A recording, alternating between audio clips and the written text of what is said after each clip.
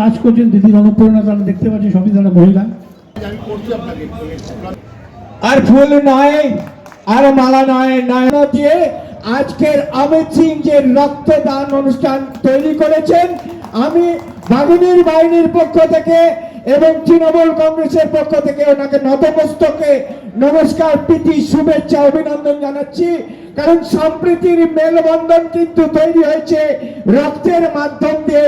রক্ত কোনো জাত মানে না, রক্ত হিন্দু মানে না, রক্ত বৌদ্ধ মানে না, রক্ত খ্রিস্টান মানে না, রক্ত জৈন মানে না, রক্ত পার্সি মানে না। রক্ত যেটা মানে সেটা হচ্ছে মনুষ্যত্ব, রক্ত যেটা মানে সেটা হচ্ছে বিবেক, রক্ত যেটা মানে সেটা হচ্ছে আন্তরিক ভালোবাসা। সবাইকে অন্তর থেকে ভালোবেসে যে রক্তদান অনুষ্ঠান করেছেন, তাই আমি অমিত সিং মহাশয়কে আমার সংগঠনের পক্ষ থেকে আমি নতমস্তকে নমস্কার, প্রীতি, শুভেচ্ছা, অভিনন্দন জানাচ্ছি। তো আমাদের সংগঠনের পক্ষ থেকে দক্ষিণ কলকাতার সভাপতি বাঘিনী বাহিনীকে আমি অনেক অনেক ধন্যবাদ জানাচ্ছি।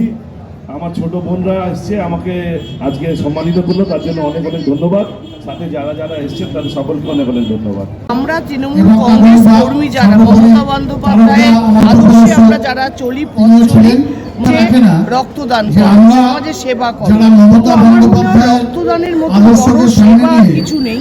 তাই সেক্ষেত্রে অমিত প্রতি বছর বড় করে রক্তদান করে এবং আসি প্রত্যেক নেতা বেহালা পশ্চিম এবং বড় বড় সম্ভাবনা সকলেই এই রক্তদান শিবিরে আসে।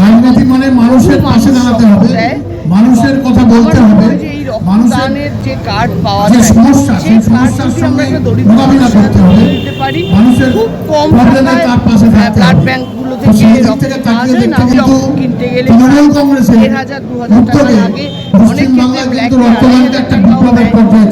মানুষের আমরা যারা তৃণমূল করি আপনারা দেখবেন প্রতিটা তৃণমূলের কর্মী বলুন বা যারা এটাও যখন কাউন্সিলর ছিল না তখনও করতো। আর এখানে প্রচুর লোক এখান থেকে সুবিধা পায়, খালি আশেপাশের ওয়ার্ড না, বিভিন্ন জায়গা থেকে লোক রক্ত নিয়ে আসে এখানে।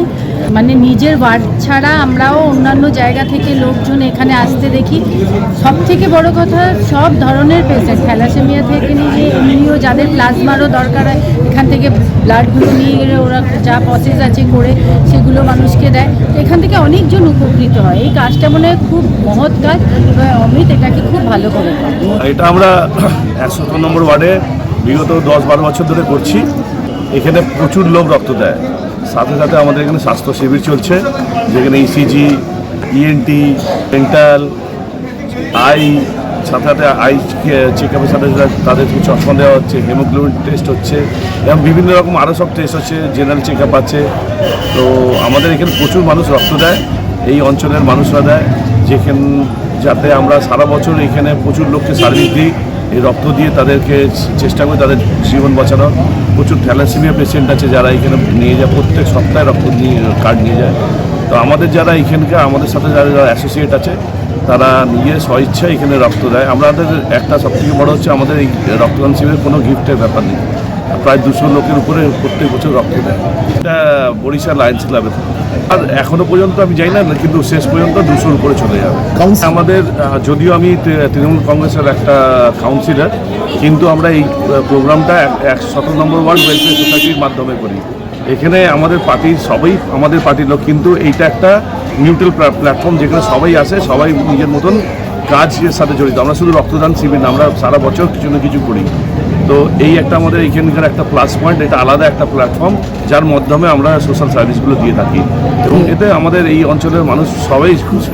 আমিও তফাৎ খুঁজে পাচ্ছি না, কেননা যা তখনও যে সহযোগিতা তাদের মাধ্যমে পেয়েছি, এখনও সেই ভালোবাসা সহযোগিতা পেয়ে যাচ্ছে।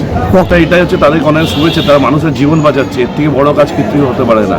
একটা রক্ত দিয়ে 3টে মানুষের জীবন বাঁচে। তো ওনাদেরকে প্রণাম দিলেই ওনারা এই রক্ত দিয়ে মানুষের জীবনের বাঁচানোর কাজ করতে, এর থেকে মহৎ কাজ আর কিছু না।